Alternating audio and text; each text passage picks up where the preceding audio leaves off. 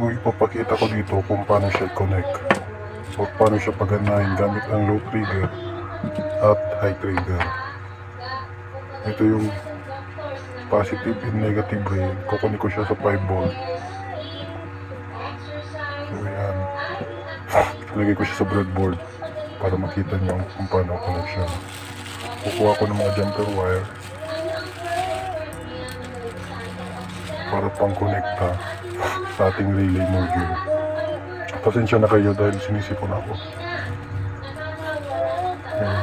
Dadamihan ko para marami tayong magagamit. So kailangan natin fast forward ko na para mabilis.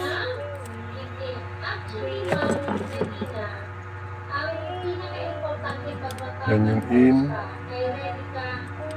ng low trigger relay. At yan yung positive.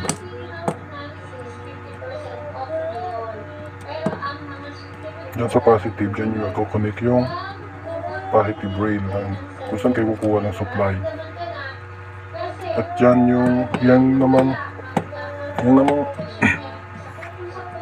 in, kung kukunik nyo sa microcontroller, dapat para siya matrigger, kailangan siyang naka-normally, hindi, kailangan siya naka-low.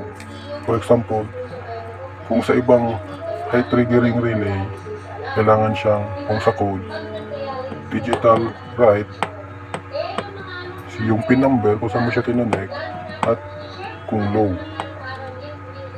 Kung siya yung low triggering, dapat low. Pag low, yun yung on niya. At kung yung high triggering naman, high yung triggering niya. So kinonect ko siya. Yung trigger pin yan, hindi ko na muna siya i-connect sa ibang port na breadboard. So kukonect ko na muna itong isa pang, itong huling itong relay. Ito yung high triggering relay. So matitrigger siya kapag high.